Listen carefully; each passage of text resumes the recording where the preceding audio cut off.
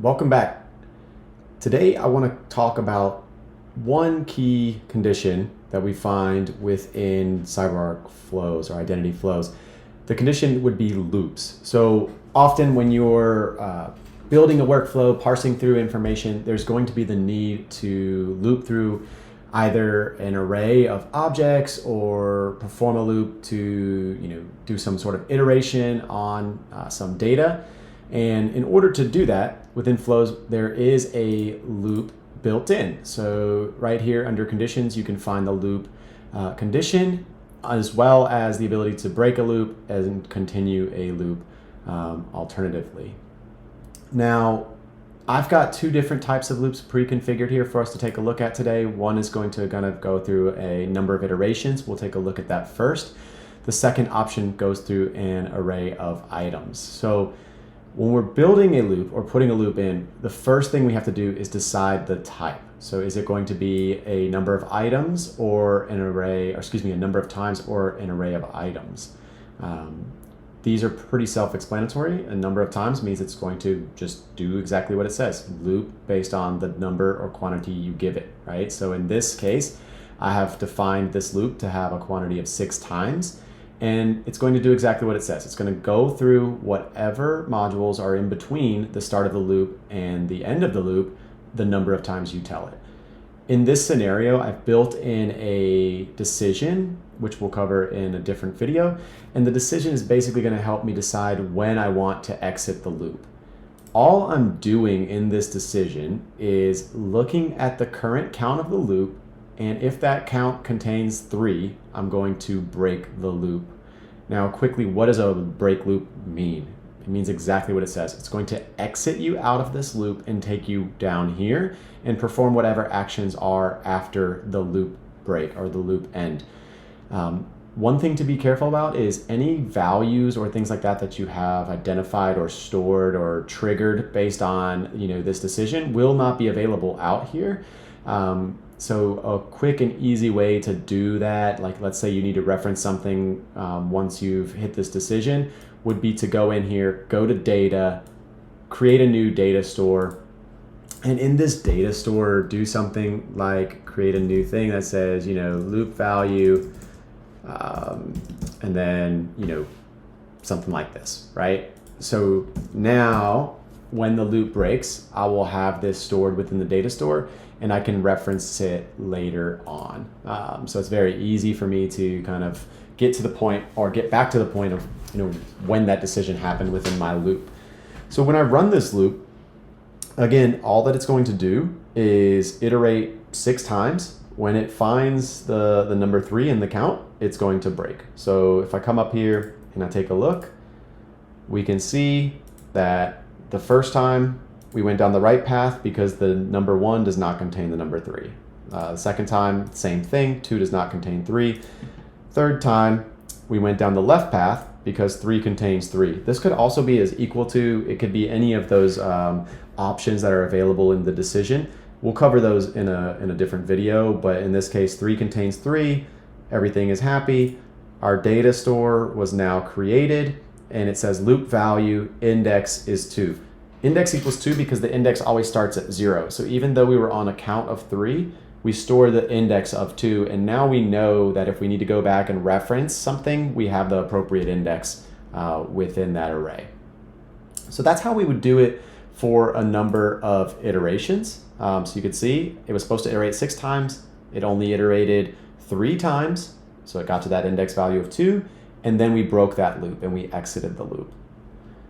Alternatively, we have the ability to loop based on an array of items.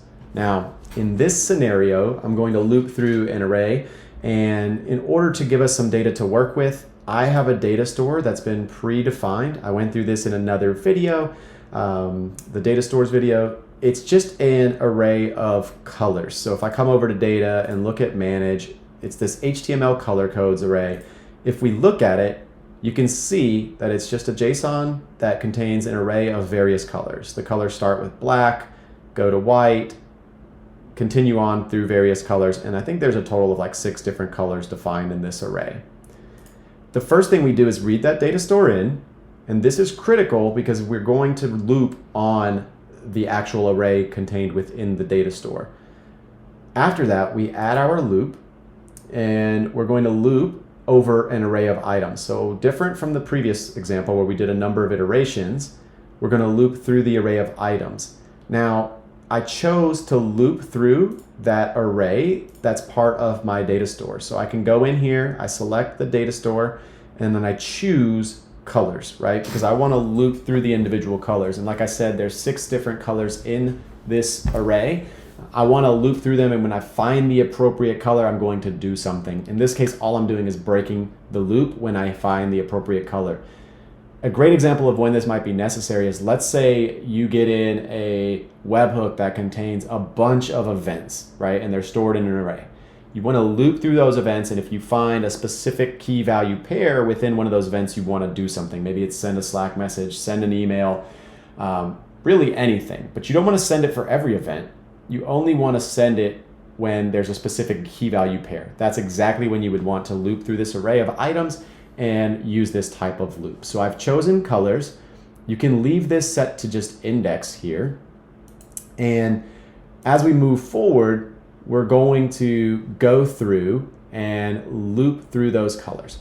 Now, in this example, I have the decision here to break the loop that says if colors contains white, then go to the left path, which is going to break the loop. And let me get this out of the way. Now, in this scenario, again, we're looping through the array of colors, which is previously defined in this data store JSON.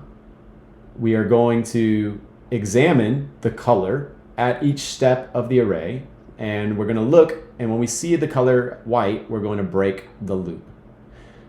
Take note, again, that just like I said in the last time, if you want to then do something with that color, you can either do it in the loop here, so you can send the email here. Let's say you want to send an email whenever you detect the color white.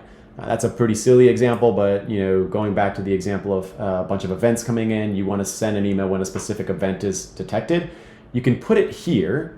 However, if you need to reference it outside of the loop, the best way to do that would just be to create a data store here, maybe add the specific event or the specific color in this example to this data field, and now I can reference it down here later on if I need to.